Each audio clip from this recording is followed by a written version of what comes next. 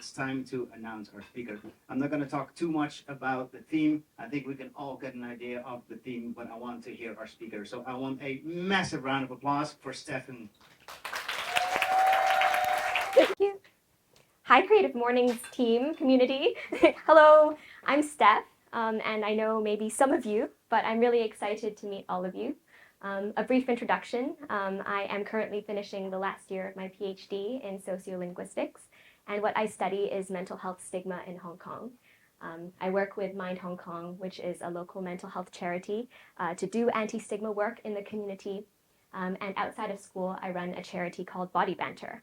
And Body Banter works with young people in Hong Kong to spark open conversations about body image and mental health. And so I'm really excited today to talk to you and kind of share a little bit about my relationship with reflection and the theme of reflection throughout my life.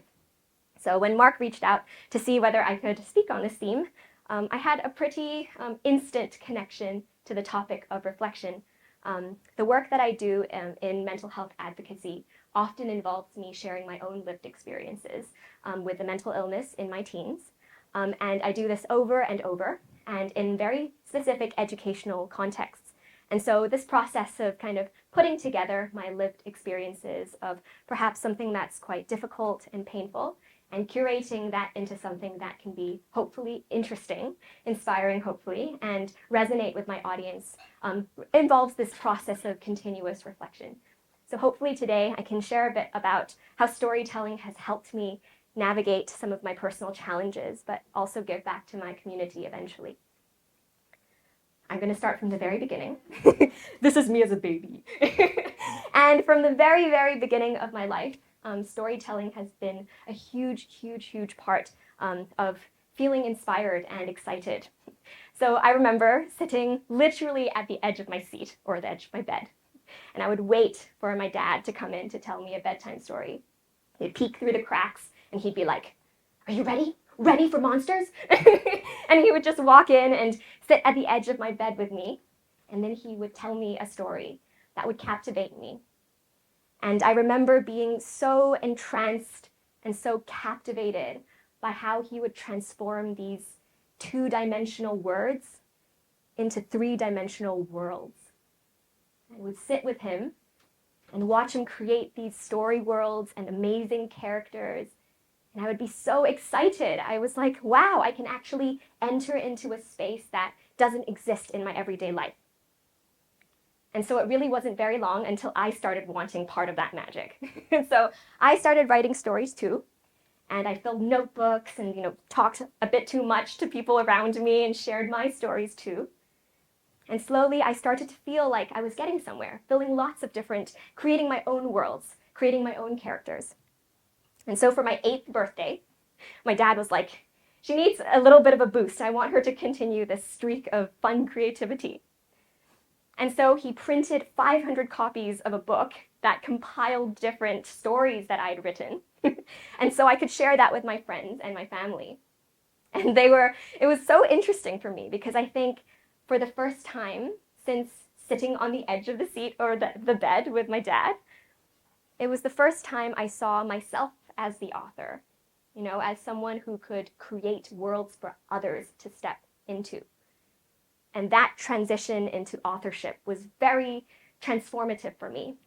It helped me see and take ownership of my story, helped me see that I had creative agency. And that was a huge boost for me, just as self-esteem for me as a child.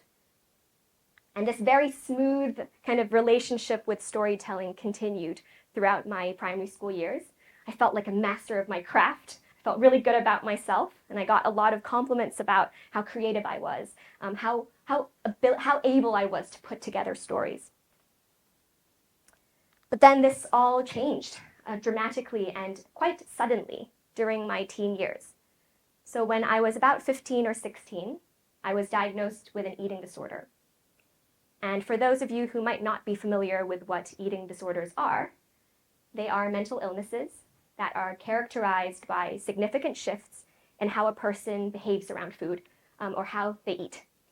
And although it can sometimes manifest in physical symptoms, so you might see this exhibited in some people, with weight changes or differences in the ways they look or behave, it's not always evident.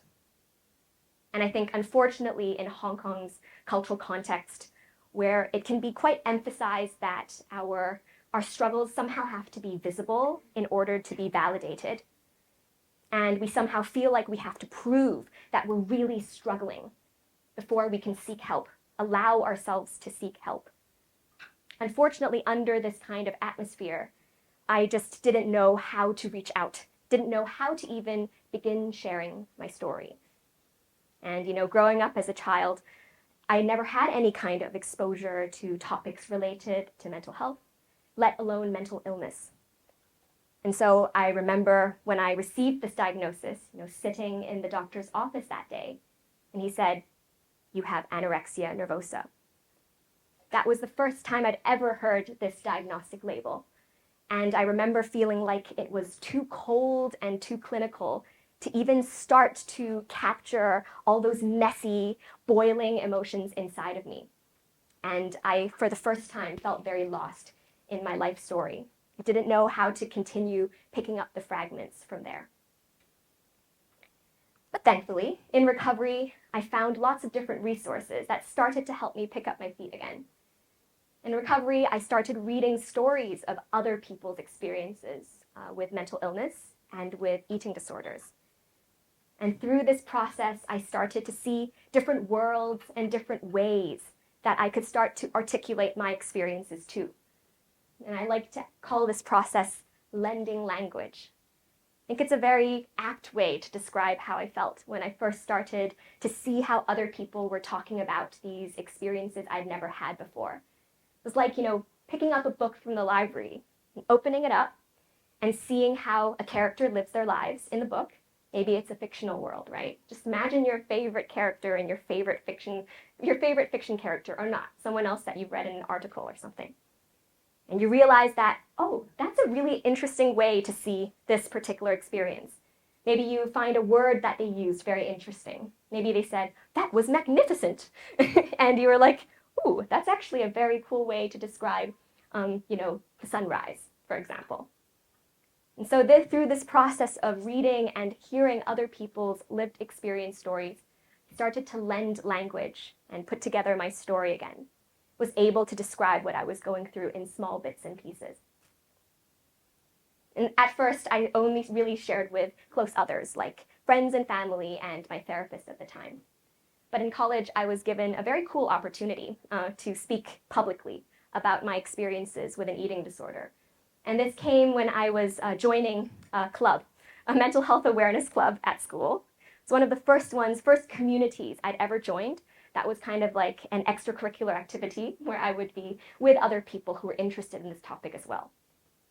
And they were holding this poetry slam event at the end of the semester, which I thought I might join. Very gutsy of me as a freshman. And I decided to go into that poetry slam event and see what would happen. Just try my storytelling skills, but in a public space, which I hadn't done in quite a long time. And I remember standing there and delivering this poem, was really, really nervous and quite scared that I would, I'd come down and sit down again and people would laugh or ask me why I had shared that, what gave me the guts to do it. But instead, I was met with this feeling of magic that I hadn't experienced since I was 8 years old. That first moment where I realized that instead of just, I wasn't just someone being invited into other people's worlds, but I could create them again. And I remember the people in the audience saying, oh, that was the first time I've heard someone speak openly about an eating disorder in a cultural context like Hong Kong, for example. And there were different ways that people express this, I've never heard someone talk about mental illness openly, never heard someone talk about experiencing anorexia like that. And so I could see them opening up and potentially starting to lend language for me as well. And since that time, there have been many, many more experiences like that, where I've shared my lived experience story in front of public audiences. And as I shared at the start, this continuous process of reflection is central to the work that I do, because it's important that while I share my story, it's not just important for me to be safe as the storyteller sharing a lived experience, that can be quite painful. But it's important to keep my audience safe as well, because I'm sure everyone has had different experiences, and talking about these struggles can be painful and bring up painful emotions. So it's important for me to think about how to connect with myself and my audience continuously, even right now, thinking about those processes. And specifically, I think about 3 key questions every time I engage in these acts of recovery storytelling.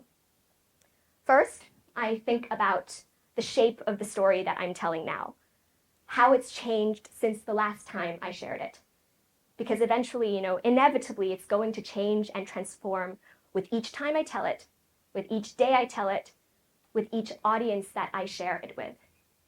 And so I always want to remind myself to keep that sense of emotional connection to what I'm sharing. Even if it's a bit painful, I want to kind of remember why I'm telling the story, what it means to me. And that's an important starting point for every act of reflection that I do during these acts of lived experience storytelling. And second, I think about the balance between making it interesting for my audience and also keeping it true to myself. I want to make sure that I'm bringing out a message, hopefully that will be interesting to you to think about. But also, I want to tell you what happened to me in a way that's true, and that's hopefully going to connect from a human to human perspective.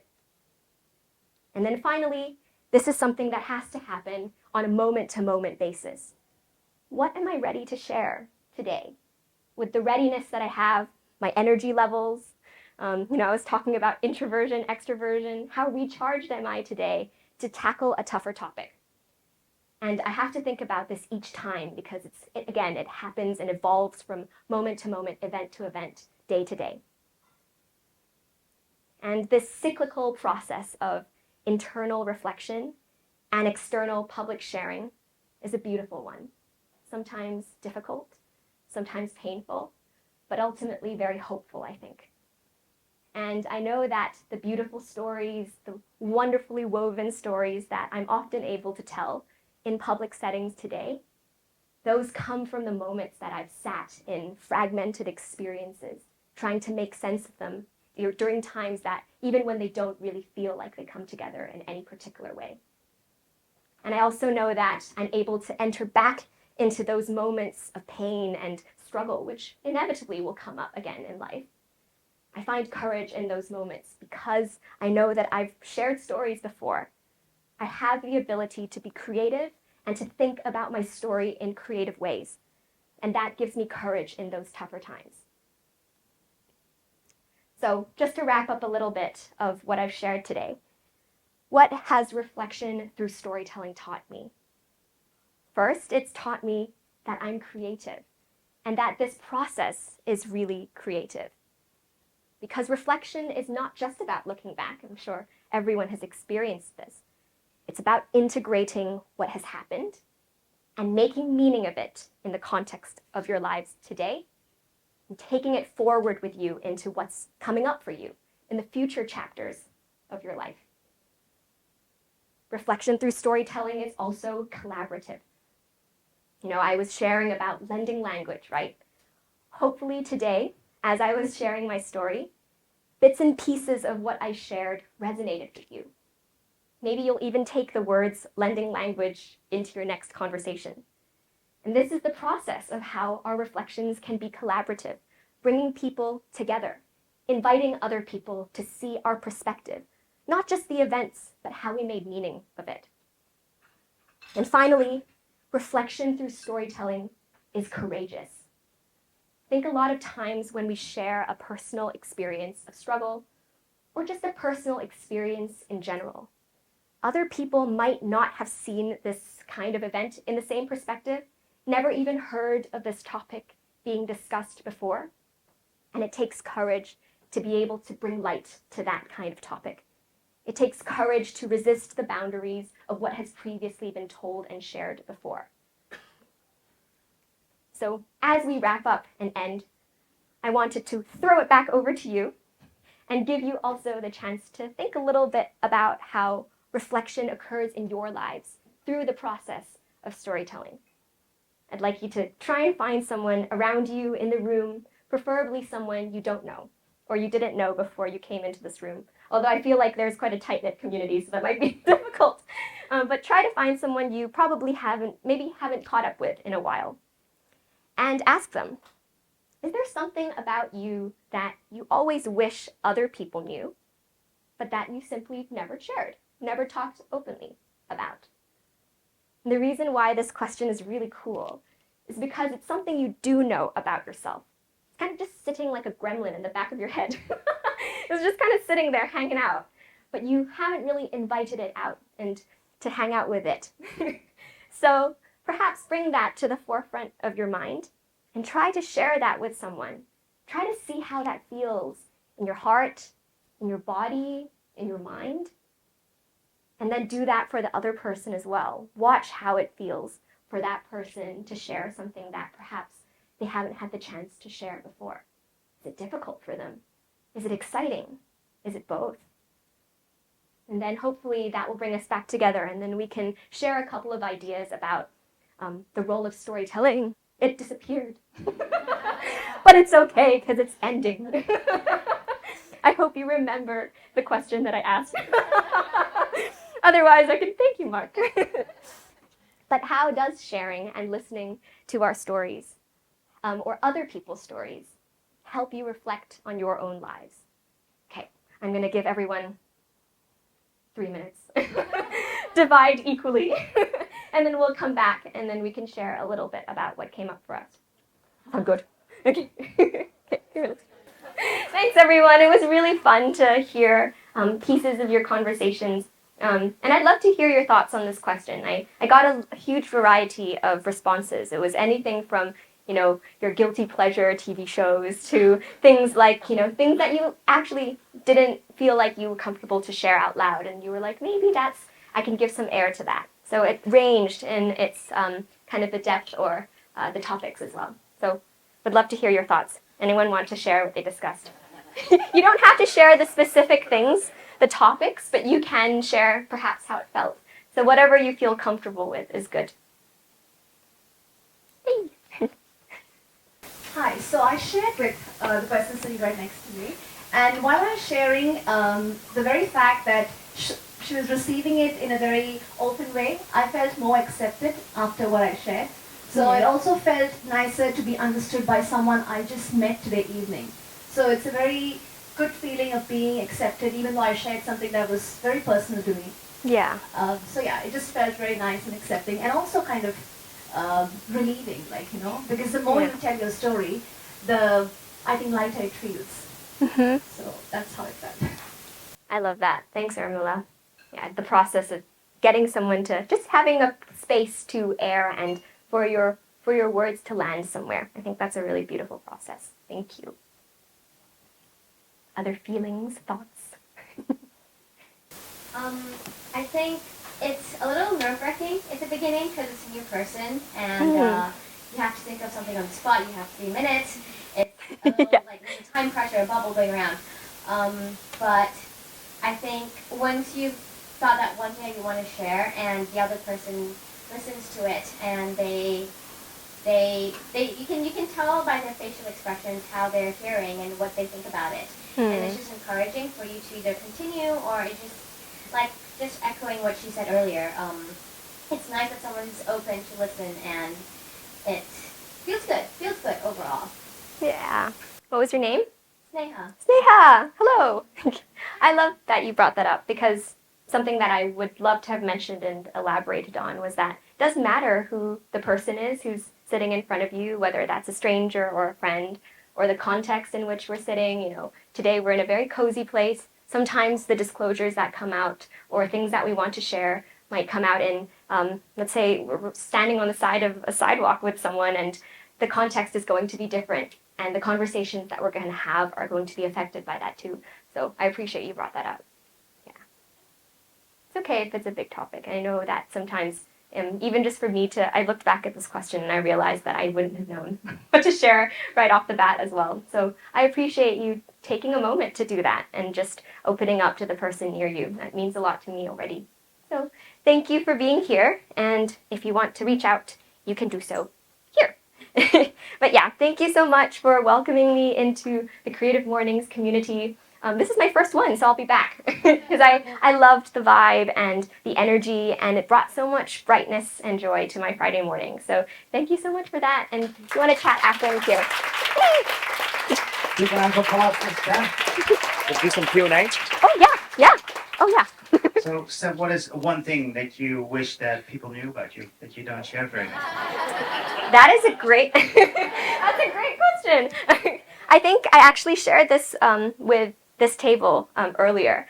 I am an introvert, which not so many people see on a day-to-day basis. And I think it's a very common misconception that because I have this bouncy energy and it just kind of exudes that it's endless. But what the actual reality is that I have to kind of curl up into a shell and then I can bounce again. So that's quite a fun thing to know about myself and only recently discovered. I would not have expected that. Does anyone else have a question? We have time for some questions. Yeah, I just wondered about Body Banter. Can you talk a little bit about what that is exactly? Yeah, thank you. Oh, can you tell me your name again? Lisa. I vaguely remembered that. Nice to meet you, Lisa, and congrats on your book. Body Banter, I started as a student club actually, not too shortly after I joined that mental health awareness club. And it helped me kind of think about what I wanted to do in the school community as well. So I started a club called Body Banter, and it ran as an informal student group for most of its existence, so about 6-ish years. Then I found myself in Hong Kong because of COVID, and I had more time on my hands than I expected. So I formalized it into an organization and eventually registered it as a charity. And most of what we do surrounds delivering workshops and talks to schools and organizations, typically NGOs around Hong Kong, particularly with youth populations. And we also establish discussion groups and youth mentorship programs amongst the youth as well. So primarily with youth and very youth-centered in the work that we do, hopefully to encourage them to see that while conversations about body image and mental health can be big and seemingly scary, there can be ways to open up those conversations amongst their peers in a collaborative way. Thank you, Lisa. I work for Splash Foundation. We're a charity that teaches people from low-income backgrounds to swim. So we work not only with adults, but also, with adults and with youth. And obviously being at the swimming pool is really jarring for a lot of people, especially if they're coming at an older age and, they're tackling their fear of water and all of this new challenge. And I was just starting to think, especially with our teen girls, I wondered how we could implement more reflection. I mean, we do try to emphasize, swimming is not just a sport, it's all about mental health, and there's a transformation that goes through when you get comfortable in the water with your body. But I wondered if you had any tips to share about how we can how we can draw reflections out from teens, especially teen girls, and how we could easily provide a space, or whether digitally or whatever, what methods you might suggest for communicating with them. Yeah. Name, please. I'm Victoria. Victoria, nice to meet you. And thanks for sharing about Splash Foundation. I've heard of it and I've appreciated the work that I've seen. So thank you for that too.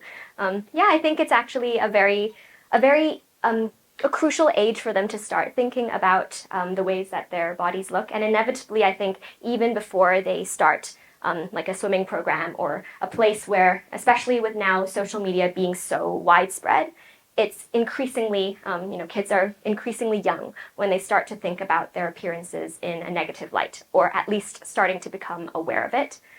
So I think actually one of the fastest or most direct ways I've found to start a conversation has been to invite someone with a lived experience, or to share a lived experience yourself, even if it's not something like an eating disorder or a struggle with body image. Maybe even just the first time you noticed or you thought about your physical appearance, something of a story where it connects you with the young people. Because I think something that's often quite alienating. I remember even just for me, being in a health education classroom, hearing about body image for the first time, was that it felt so cold and so distanced from my lived experience that it was impossible for me to feel like I could start my own conversation about it. And typically the ways that with health education classes I find is that it will give a very, big educational lens on this topic, like this is what body image is, but not connect it to a lived experience, and then ask the kids to share something that they have personally experienced or that they have personally noticed in their lives. And that discrepancy makes it very difficult to open up or to actually reflect on what's been happening or what they've seen. So I think, even for the facilitator themselves to connect with the young person and to say, I've had some kind of experience related to this before. Is there something, and contextualizing that in a person's life can make a huge difference. That'd be my 2 cents. Yeah, thanks so much for sharing, and I'd love to hear more about Splash too. Yeah. Ladies and gentlemen, big round of applause for Steph. Thanks, team. Thanks, Mark. Appreciate it. Thanks, Creative Morning team. Hey, we're going to wrap it up. So we have about half an hour left for another cup of coffee and some mingling. To touch back on a couple things. So we're going to celebrate our 10-year anniversary.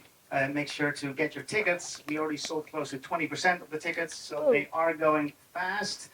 Then I shared who's part of our team, like the committee, and who's helping out today. It's Apple and Ruby, and I forgot Angela. So big round of applause for Angela. Woo! So there's a lot that I want to share from the festival to upcoming events like Creative Conversations. And the easiest way for me to stay in touch with all of you is through WhatsApp. So you can scan this QR code, then you'll join us in our WhatsApp group. We just figure out that although we have our newsletter, they do often end up in spam, that it's much easier to stay in touch through WhatsApp. So this is the QR code for you to join us there. And today or tomorrow, I'll follow up with the links of things that I talked about today. Lisa will share more about her events, and that's how we're going to grow and build a community to connect, collaborate, and inspire. Have an amazing Friday. Hope to see you all next month, and hope to see you all. Oh, yeah, of course. Oh. I almost, thank God, next Friday. Probably the most important thing of today is the big gift for the speaker. Give a big round of applause for Nick. What? No way! So I saw on your social media that you had this metaphor that was talking about your lived experiences as a messy, colorful ball of yarn. Unfortunately, you didn't use that metaphor today, so I thought it would make more sense. But I think it makes sense to you. Oh, thank you. That means a lot. Thank you. I saw this. I didn't know whether you were. So it's your. So it's your message, and it's so close to my heart, and I just didn't know that that you had known about it. Oh, it's so great. Thank you. Thanks, team. Let's do a picture.